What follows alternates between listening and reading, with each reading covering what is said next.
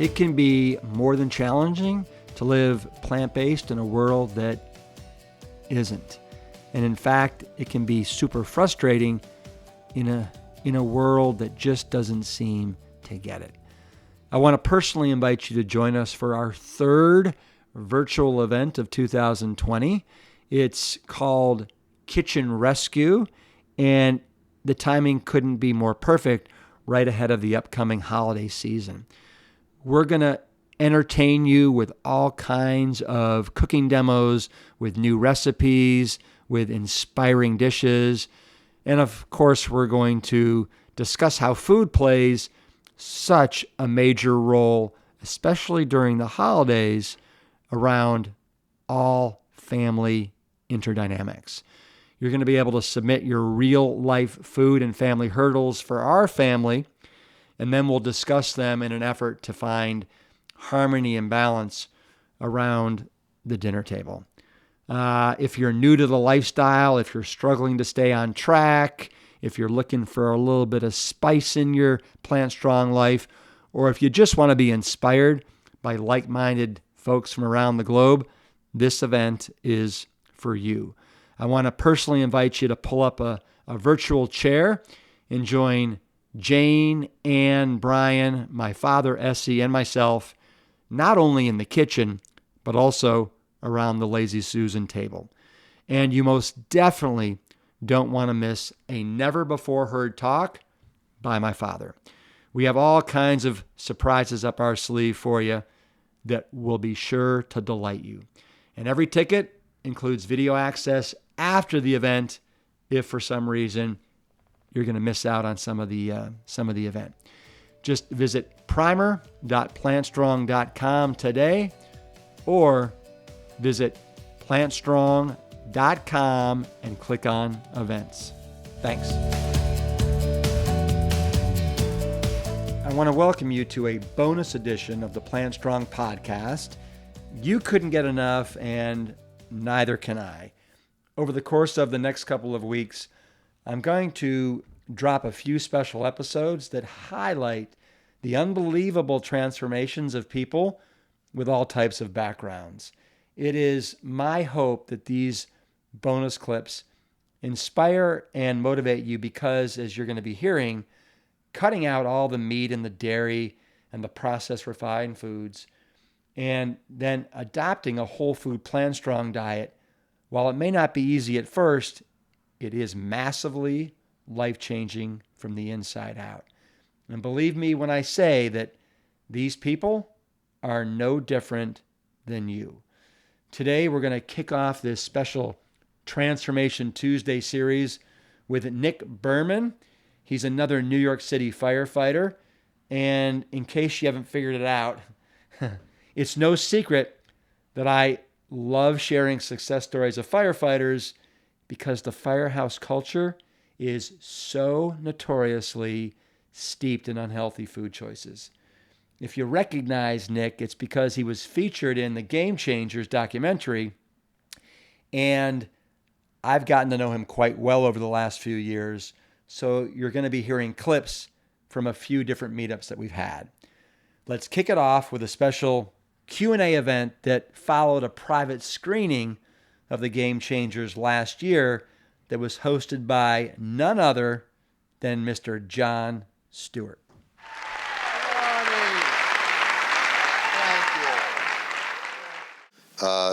Nick is a firefighter right now. His mustache is plant-based. It's interesting. It's not hair. It's true. It's actually green. I dyed it black for the occasion. That's right. His mustache is entirely Swiss chard. So Nick, listen, man. We've spent a lot of time in these firehouses. It's the kind of thing that's going to get your balls busted incredibly hard when you walk in with that. How did you swim against that current, and how did you decide to stick with it to the point where you're literally running marathons now? Are we talking about the mustache or the plant-based living? Plant-based. For me, it just came down to the science, and I I took a chance. I did it for a week. I had dramatic results. Everything I said in the movie was true. And despite the fact that I was working out constantly, I thought I was doing the right thing. I thought I was a healthy guy. My cholesterol was approaching 300, and I was too young for that. And the doctor wanted me to take statin drugs, and that was enough for me to stay committed. Once I saw the results, I didn't care what anybody else said, because I thought the proof was in the pudding, so I stuck with it. And I got guys in the firehouse, they're following traditions that they don't even know why. They still think that this is good eating, good living, and that's like they're entitled and they owe this to themselves to do it. Right. And I've just seen a bigger picture. Yes. I'm a pediatric oncologist and hospice and palliative care specialist, and I've been fortunate enough to work with a lot of families who have progressive physicians who recommend plant-based diets.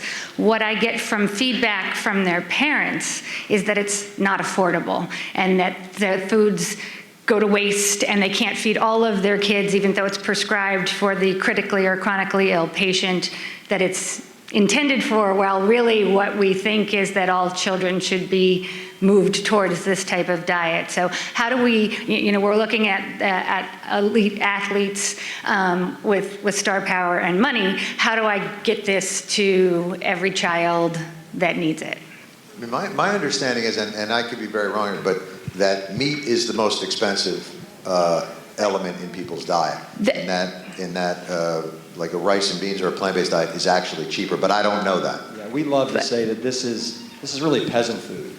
And when it comes to beans, when it comes to whole grains, if you don't have to buy an organic yellow bell pepper at Whole Foods for $4.99 a pound to eat this way.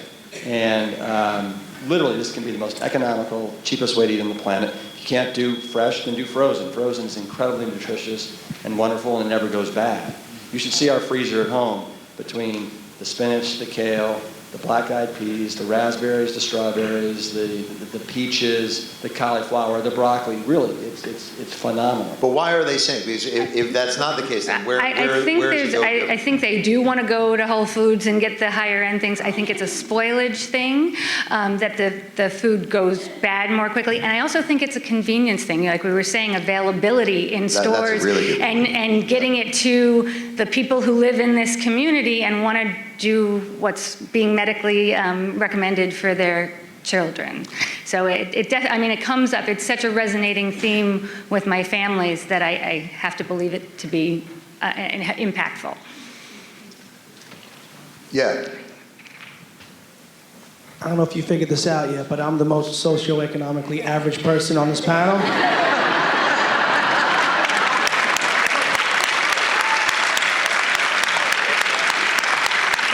Nick cannot even afford sleeves. That's how bad off this man is. And I'm about almost 3 years deep. It's not a challenge. I'm aware of those apprehensions. It's a piece of cake. It is peasant food. Rice and beans is way cheaper than meat and chicken and fish. And availability is the key. If you could do your shopping in bulk, so it's always there, it's convenient for you at home, it won't be a problem. I do think that's, she brought up an interesting point though, which is, I think when you make change, people don't switch something out that's less convenient for them then, and I think we've gotten to the point where people don't really cook in the manner that they used to, and fast food is food now. And I think if inroads aren't made into that market, I do think it's always going to be lagging behind because people are busy, and especially I can imagine in communities at hospitals, the families are under tremendous stressors as far as economics, time, and emotional stress. And I think we have to figure out a way to insinuate it into the economy of ease. As a 38-year-old New York firefighter who thought he was living healthy, Nick ate only organic grass-fed meats. He exercised like a beast, but his total cholesterol, as he shared on screen in the film, had his doctors freaking out. But in just 7 days of following the Engine 2 7-day rescue program, he dropped over 100 points on his total cholesterol. and he's been going plant strong ever since. Let's pick it up with Nick the morning after this private screening, where we talk a little about the firehouse culture, especially around group meals, or what we in the fire service call the wagon. In his house, they would say, when you go off the wagon, you're off for life. And that seems really harsh. Yeah, I've always heard that. It's one of the most important things we do that was drilled into my head from day one, the meal. Aside from knowing your job. Knowing your job is number one, and then contributing to the meal is almost right up there, because it's what we all do together. It brings everyone together. We sit down, we cook together, we shop together, we eat together. It's a big part of the deal. And I was always told, if you're out, you're out. And it's not a temporary thing, it's permanent. So since you've been doing this, are you out, are you in, are you kind of riding the line? What? I've been in every time, meaning I'm still there. You know, I don't shy away from like cooking, prepping. I still do meals. Unfortunately, I'm not doing the meals I do at home. I'm doing the meals that I learned to do in the firehouse. So so that's because there's 13 of us. So I gotta look out for everybody besides myself. And I can't really convince 13 guys or 12 other guys to like have a cauliflower-centric meal. You know, they're waiting for the the pot roast or something like that. But I'm in on every meal, meaning I pay, even though I don't eat sometimes. A lot of times, this month alone, I basically I stared at an empty plate for like, or it's not empty plate. That's a figure of speech. Right. I didn't have anything to eat for about 4 times that I worked this month. It's no big deal, because I think I told you last time. Every time I go to work, I feel like I'm going camping. Yeah. So even I'm working tomorrow. So in my car right now, I got a cooler, and I have 3 meals with me, just in case. Wow. So what are those 3 meals?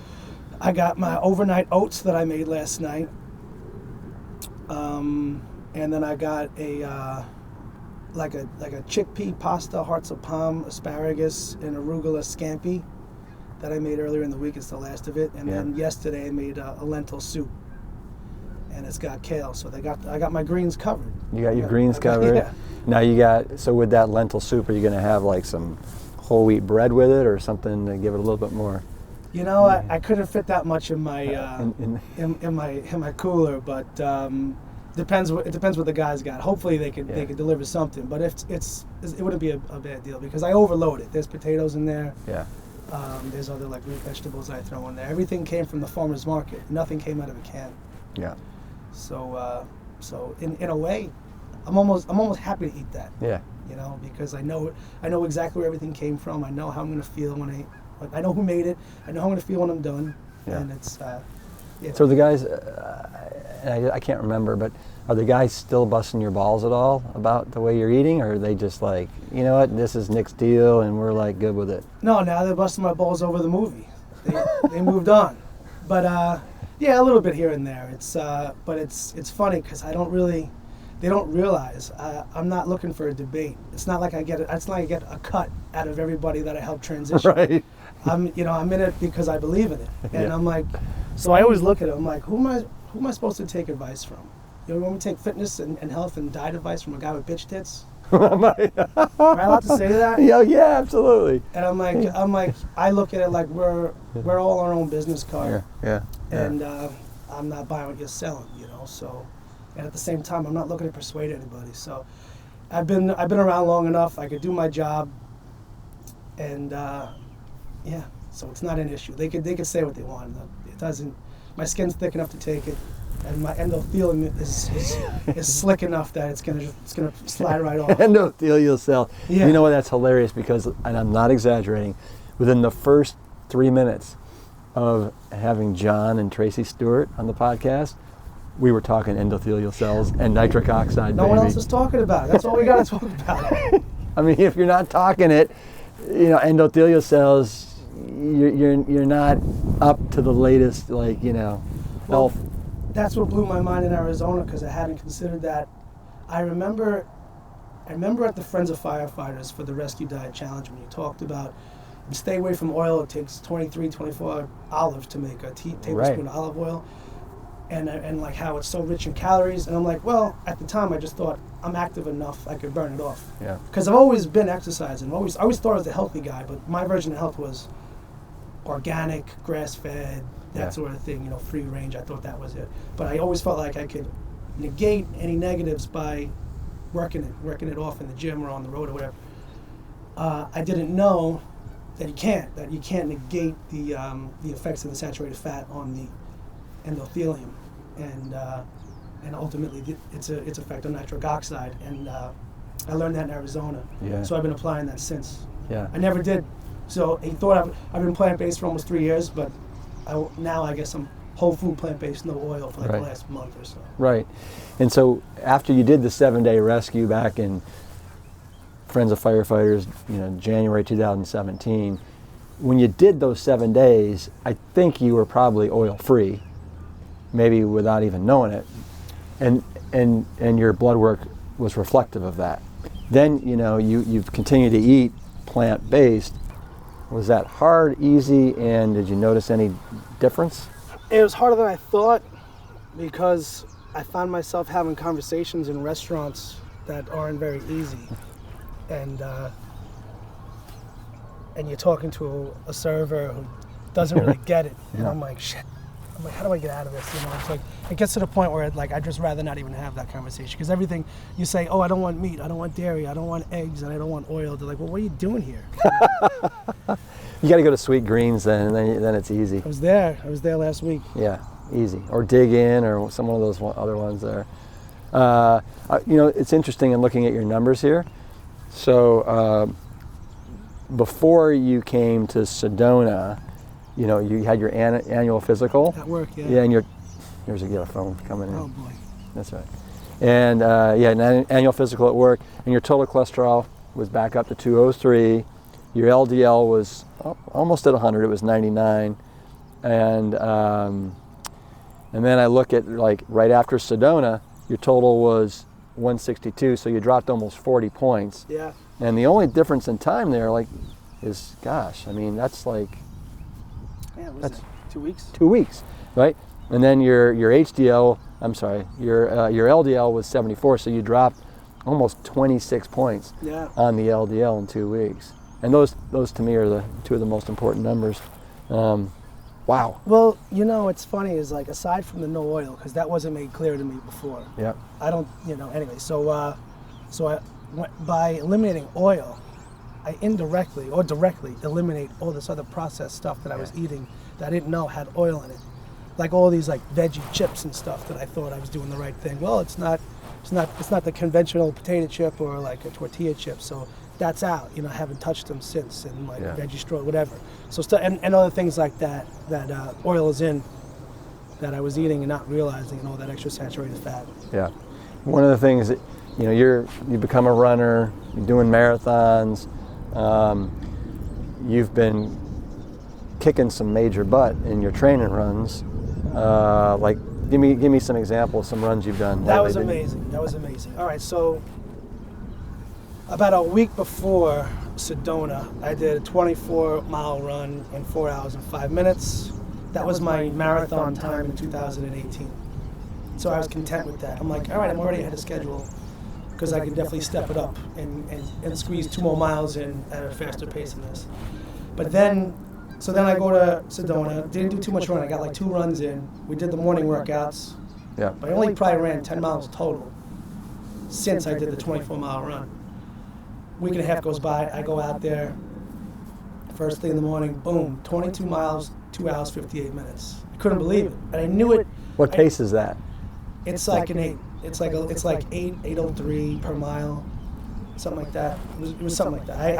I could dig it up on my app. But, I felt it by mile 2 that I was all revved up, and I had so much energy. I was jittery, and I remember having an internal conversation going, "You got to slow down. It's a marathon, not a sprint." And I go, "No, screw it. This is training. If we could do it, we're gonna. So if we got to go slow, because I'm going faster than I normally would." And I'm like, screw it, all right. If I can sustain this, I'll go to my regular pace when I can no longer do it. I plan on going out for a few more hours anyway, so that was my mentality, and I just never slowed down. In some cases, I got faster, as you know, and I'm like, this is crazy. And that was amazing. I couldn't believe it. There's so many variables that contributed. All I could think of is all the changes that you and the Engine 2 team implemented in Sedona. Well, I mean, if you extrapolate that, 8-minute pace from 22 miles to a marathon, we're talking like a 340-ish. Yeah.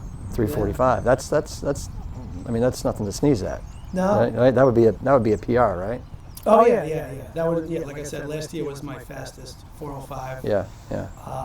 I think I could have done better. I was just relying on my app that was misleading me. It told me I was going to finish in 355, but it's my fault because I didn't realize. No. There's a feature that says like you can turn it off. Like there's a feature that stops when you stop moving. It stops the clock. Yeah. So I lost 10 minutes goofing off, taking pictures, going to like taking bathroom breaks and whatever. I don't know. Yeah, give it a 355 then. And your dad, is your dad on board? Oh yeah, big time. So that's the other thing, aside from me just sort of being inspired, I'm like, all right, the science made sense. A ton of doctors seem to be on board with this. I'm going to give it a shot. I conduct my own experiments. They're calling it biohacking now. I do it myself. I'm very satisfied with the results I got, especially in that short term in Brooklyn, where my basically cholesterol was fixed now. Guy went there to put me on statin drugs, and now I don't have to do that. So the results from Brooklyn hooked me. I was like, wow, this is real. It's not just a documentary. This is like stuff that anybody could do if you just stick with it. And then when my father found out I was doing it, I guess he just wanted to join in. And he was like 210 pounds, now he's 155. He was on like 3 or 4 medications, now he's on 1 but half the dose. He used to have allergies, they're gone. He's been getting colonoscopies the last 20 years. Yeah. For the first time ever, it was negative. And he used to have to go every 5 years. Now doctors come back in 10, so wow. It's no longer a concern. So he's doing good. He loves hearing about the stuff I'm doing. He's proud that I'm in the movie. He's telling everybody. He's trying to I'm some kind of plant-based celebrity or something with the regular Joes out there. Yeah. But so yeah, he's on board, and his results are more dramatic than mine. And I'm like, and that pumps me up, because you didn't just rescue me. Right. He's coming. He's gonna stick around for a little while longer than probably you would have. Yeah. And I'm happy. That makes me happy. Yeah. Well, bringing him along for the ride. That's awesome. Yeah. And he's a good, like I said, the business card. He's a good guy. He's still on the soapbox trying to recruit people to the cause, and no one really wants to hear that unless they come to you privately. But most people just are looking for a little bit of like a debate, a little combat. Yeah. So listen, I was in the firefighter culture for 12 years. You've been in it now for how long? Yeah, almost 13. Almost 13 years. Why do you think it is so hard for firefighters to embrace this?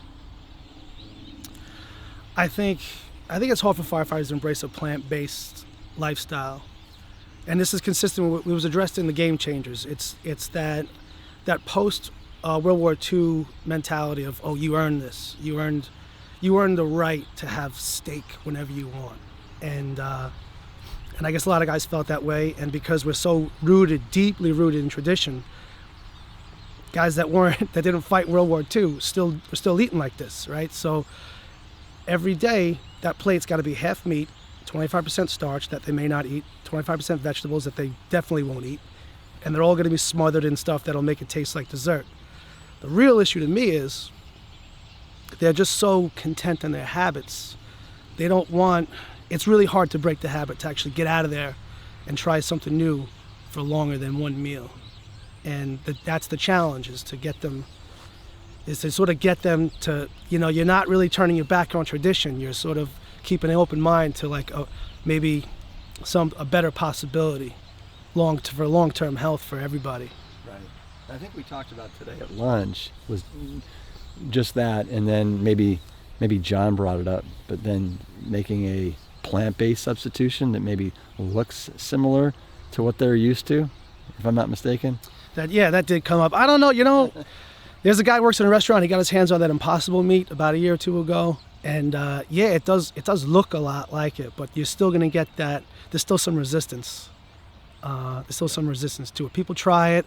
Nobody wants to make a Nobody wants to make that like the main event of their dish. Guys are very personal when they're cooking. You know, this is my thing kind of thing.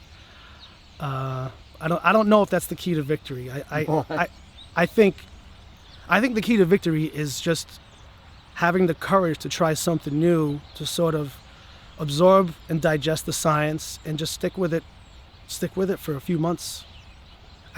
That's what I tell people. I'm like, how long do you expect to live for? You think you got another like 40 years? And then they have this nervous look. I go, all right, how about 50 years? You got 50? Like, yeah, I'll take 50. And they get desperate. And I go, can you take 3 months off and just try something different? That's a good way of looking at it. And what's 3 months and 50 years? You ain't going in the military. You could take, anybody can do it. And for me, because I tried to go plant-based before Brooklyn, and I kept failing because looking back, for me, it was habits. I was like Pavlov's dogs at every meal, and I felt like I was just ravenous all the time, and I needed to know what we were having when it was coming out. And then by you giving us the week's worth of groceries, took all the thinking out and basically reprogrammed all my habits. And once I was up and running for a week, it was never an issue again, because I knew I could do it. It wasn't that hard at all. I wouldn't even use that word. It wasn't hard at all. It was easy. It was effortless. And then, like I said, and then you were gone, and the Whole Foods groceries were gone. But I was good to go, you know. And I stayed the course, and I kind of enjoy it. And it opened up a whole new world, because now, like I forgot his name, the heavyweight, the boxer from Game Changers, he's like I think Brian Jennings. Brian Jennings, yeah. Asparagus to me just came out 5 years ago, you know. So. Like this year alone, I'm still discovering new stuff. Hearts of palm that I've never touched. You know, there's the purple cauliflower out there. I had no idea about. There's about 20 different kinds of potatoes and stuff that most people probably aren't aware of anything besides the Yukon Gold or the Idaho. What about and a lot of people don't know how to pronounce it right, but quinoa, they say quinoa. Oh yeah, quinoa. Yeah. Quinoa I did hear about. Yeah, but that I was on board with. But it broadens your horizons in a much bigger way than eating. These guys that they still want to have chicken parmesan. It's chicken parm. At least every month we're gonna have chicken parm between 5 and 10 times a month. At least, you know. So the guys I work with, I'm talking about, and I would say that goes for any firehouse in New York City. Whereas now, I'm constantly varying my diet. And that's the fun part. I go to the farmer's market. What do they got? And then I look around, I get inspired, and I freestyle something. No, you're right. I mean, most American families rotate around 6 to 7 dinners their whole entire lives. So there's not much variety whatsoever. And I found the same thing in the firehouse. Most guys, when it was their turn to cook, because we kind of rotated, it would be the same thing. You know, this one guy, Mark, would always make a big old meatloaf. You know, Mike would always make big old cheeseburgers with bacon on top. I mean, no variety. Yeah. I know exactly what you're talking about. We had a guy, he excelled at making pork products, and at one point it was almost like, if you ever seen that on YouTube, it was called like Epic Mealtime. But he would just get like a pork cutlet, put bacon on it, put like crumbled sausage, all like on top of that, cheese. It was extremely, like, it was so rich. It was crazy. It was nuts. I don't know, but to him that was like, I think it goes back to what I think the point is like, they think that you're at work, it's nighttime, most people are home with their family. This is our time. Let's make the most of it, especially on holidays. Yeah. Christmas comes around, it's even more decadent than normal, and it's totally over the top. What are you doing for Thanksgiving this year? You got any plans? I'm still a single guy, so if I'm off, I'm going to try to work. You know, I try to be in the firehouse so the family guys can be home. But and after that, like, I haven't figured out my schedule yet. I don't know if I'm working. I think my group is in Thanksgiving night. True company, man. Giving the family men the time off. That's great. That's it. Yeah. Nice.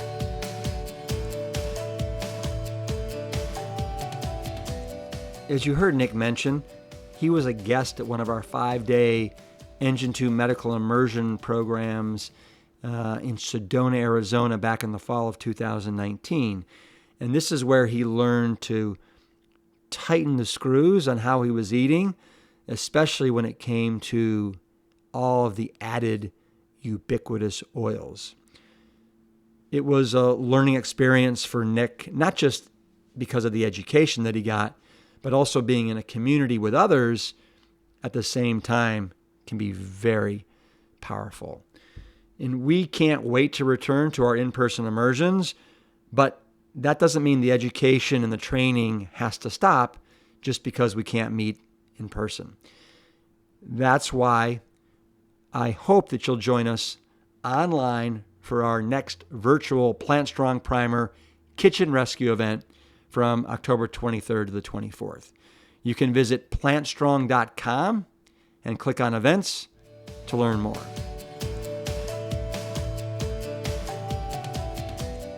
But I want to thank you for just the passion that you've shown towards this lifestyle and for representing. And one firefighter to another, super proud of you. Come on, Rip. I mean, you're thanking me. If I wouldn't be here if it wasn't for you. Yeah. Because like I've told other people this. I've tried. I saw a few documentaries that scared the shit out of me. I go, man, this animal agriculture thing is killing the planet. It's killing ourselves. I'm gonna do it. I'm gonna stop. I'm gonna put a stop to this. I'm gonna start with me.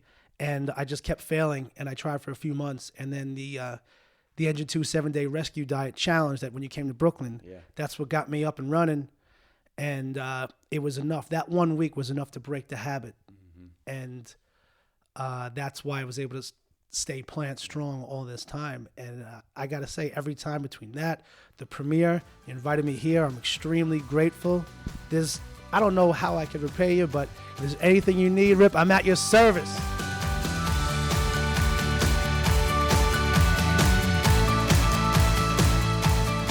From one firefighter to another, thank you, Nick, and know that we are at your service. Our events may be virtual for now, but the communities and the bonds that we create are as strong as ever.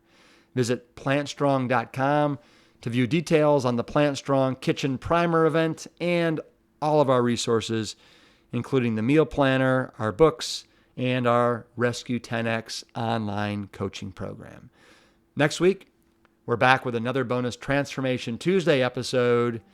Until then, peace, Engine 2, keep it plant strong. Thank you for listening and subscribing to our show. I want you to know that we read each and every one of your reviews, and we appreciate each and every one. If you want to learn more about this season or today's guests and sponsors, please visit plantstrongpodcast.com. The Plant Strong podcast team includes Lori Kordowich, Amy Mackey, Patrick Gavin, Wade Clark, and Carrie Barrett. I want to thank my parents, Dr. Caldwell B. Esselstyn Jr. and Ann Kryle Esselstyn, for creating a legacy that will be carried on for generations and being willing to go against the current and trudge upstream to the causation. We are all better for it.